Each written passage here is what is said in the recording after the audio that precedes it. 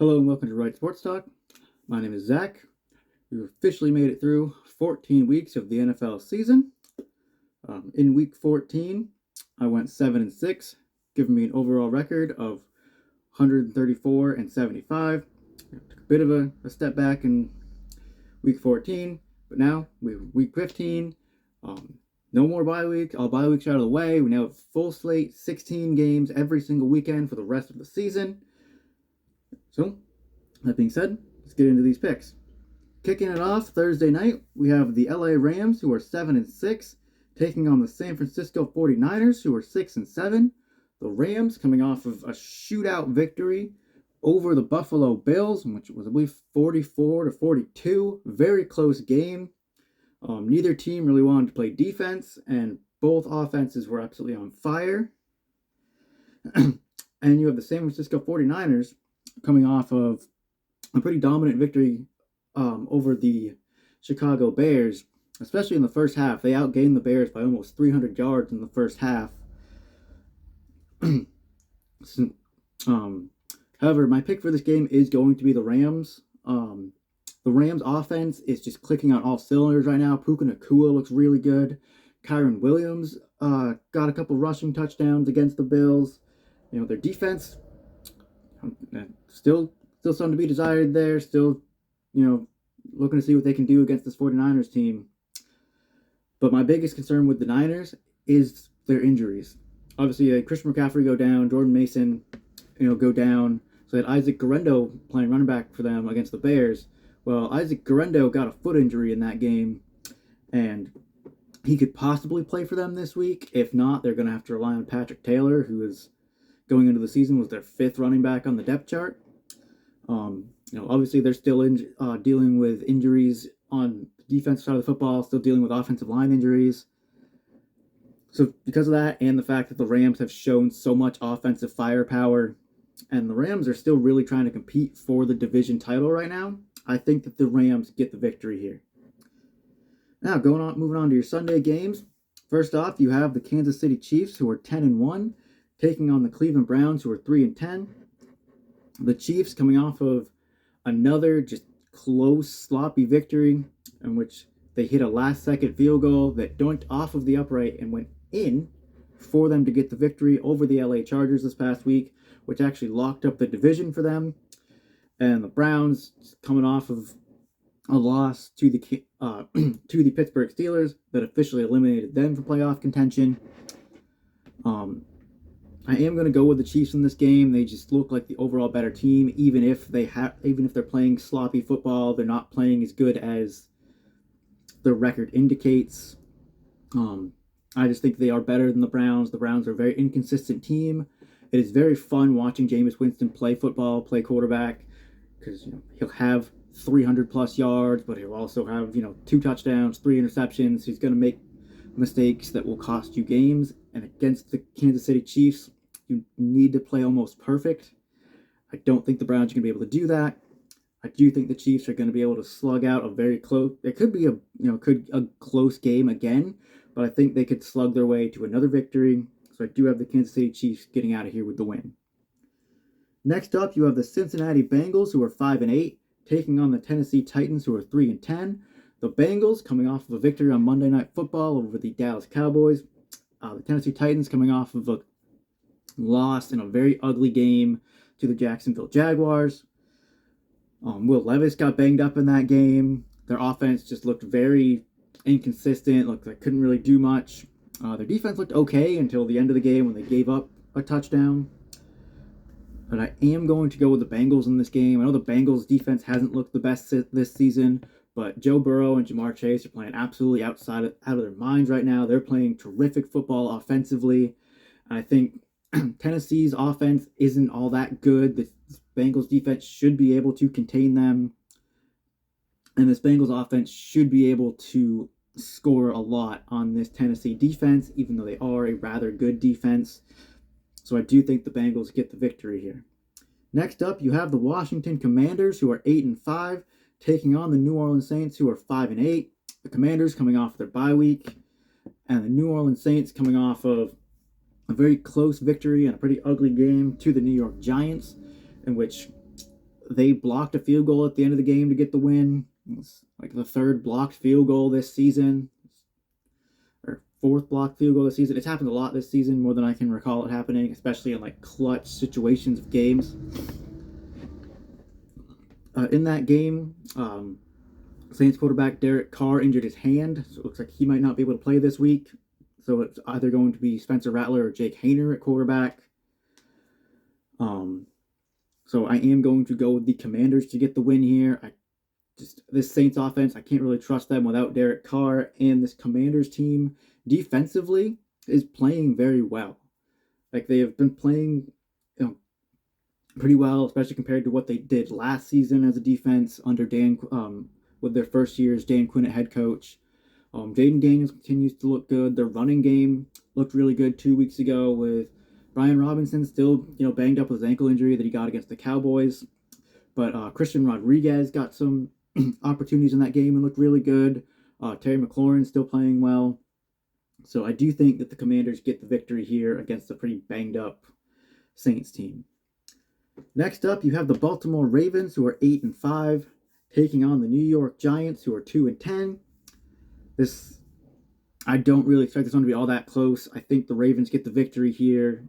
This Giants team is missing Dexter Lawrence, their best defensive player, their best interior defensive lineman. So it does not bode well going against the Ravens team that can run the ball very well with Derrick Henry.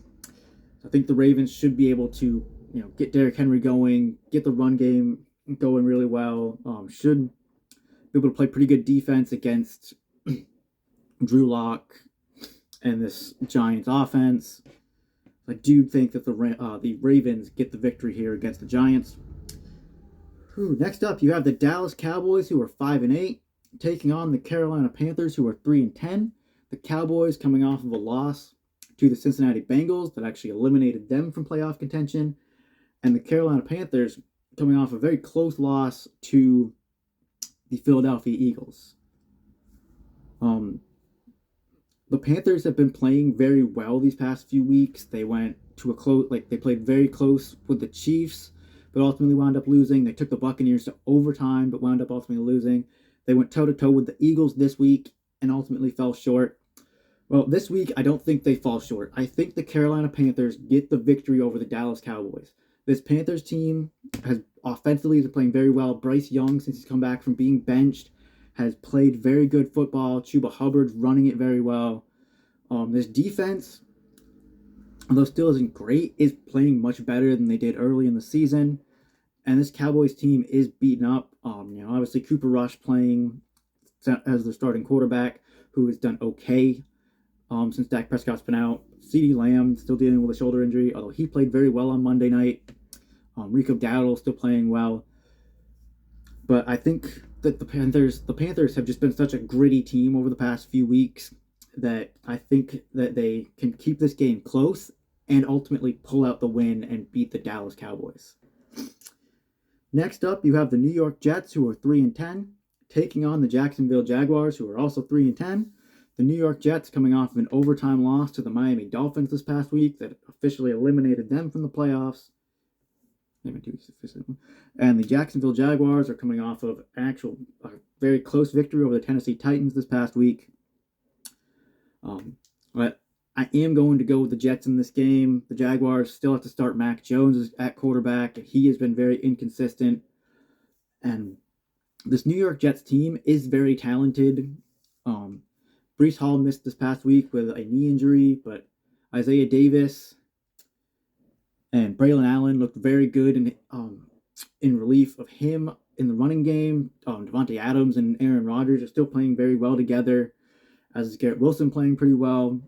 Defensively is where they're really struggling, but this Jacksonville Jaguars offense doesn't really have a whole lot of firepower, so I think defensively the Jets should be fine this week. So I do think the Jets can get a victory here against the Jaguars. Next up, you have the Miami Dolphins, who are 6-7 and still fighting for a playoff spot, taking on the Houston Texans, who are 8-5. The Dolphins coming off their overtime victory over the Jets last week. The Houston Texans actually coming off of a bye week. This game, I think, will be a very close, fun offensive battle. But I do think the Texans can get the victory here. As much questions I have about the Texans' pass protection ability, I think that their offense should play well enough that they can get the win. Hopefully, coming off of the bye week, well rested. Um, have still have Nico Collins, who has had even more time to recover from his hamstring injury that he's actually looked good since coming back from. Um, Obviously, Joe Mixon at running back has been playing very well. C.J. Stroud, I think, should have a very good game against this Dolphins defense. And defensively, I think Houston can do just enough that they should be able to uh, squeak out a victory in what could be a pretty high-scoring, close matchup. But I do think the Houston Texans get away with the win against Miami. Next up, you have the Indianapolis Colts, who are 6-7, taking on the Denver Broncos, who are 8-5. Both these teams coming off of their bye week. Both these teams actually trying to, still competing for playoff spots. The Broncos right now are sitting, I believe, still sitting at the 7th seed, and the Indianapolis Colts are still in the hunt, trying to sneak into the playoffs. I think that the Denver Broncos get the victory here. I think that offensively, Bo Nix has looked very good as the season has gone on.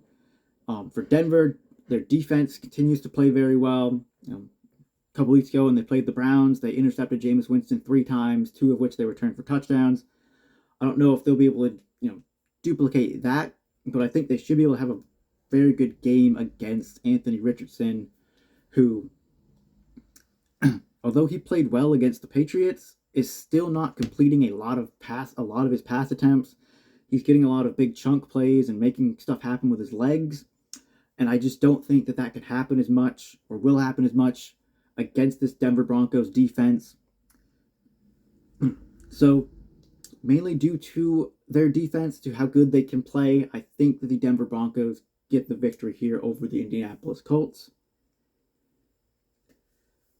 Next up, you have what I think is the absolute game of the week this week, when you have the Buffalo Bills, who are 10-3, taking on the Detroit Lions, who are 12-1.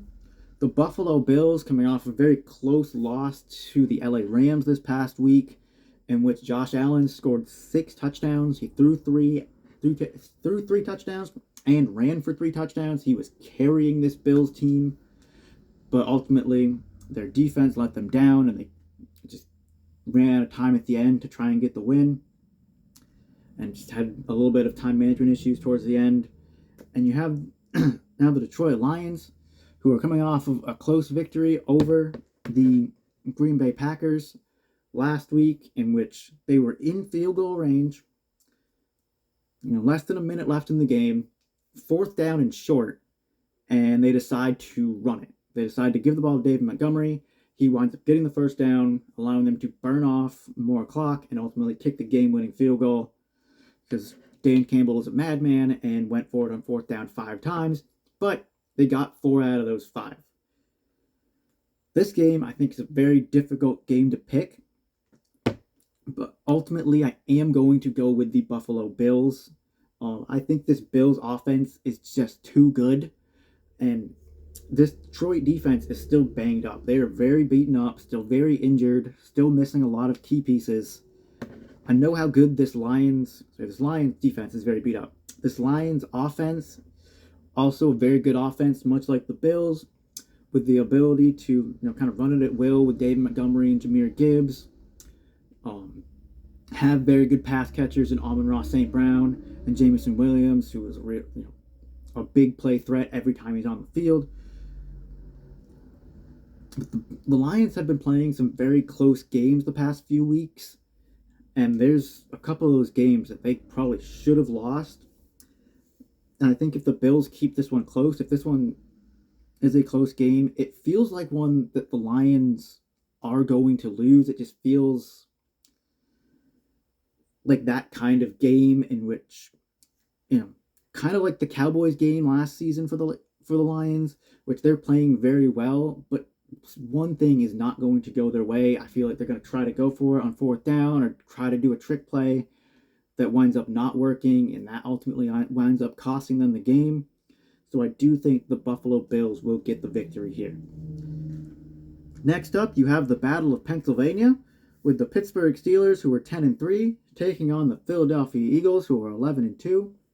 The Steelers coming off a victory over the Cleveland Browns, and the Philadelphia Eagles coming off a victory over the Carolina Panthers, although it was a very close victory. Both these teams are playing very well right now. Both these teams leading their divisions. Both these teams have very, very good defenses. I am going to ultimately go with the Philadelphia Eagles in this game. The Steelers, although their offense has played very well with Russell Wilson this season, they're going to miss. It looks like they're not going to have George Pickens for the second week in a row. And this Eagles defense, especially their defensive backs, are very good at defending the pass. They're very good at covering wide receivers. And the Steelers without Pickens, don't really have that big play threat receiver. So the Eagles should be able to contain them and, make them try to run the ball, which Najee Harris is very good. Jaylen Warren is very good.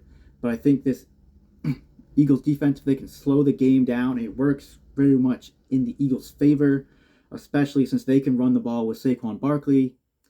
And they have two very big play receivers in Devonta Smith and A.J. Brown. So I do think that the Eagles can kind of, in what could be a very hard-hitting, close matchup, I think ultimately the Eagles get the victory here.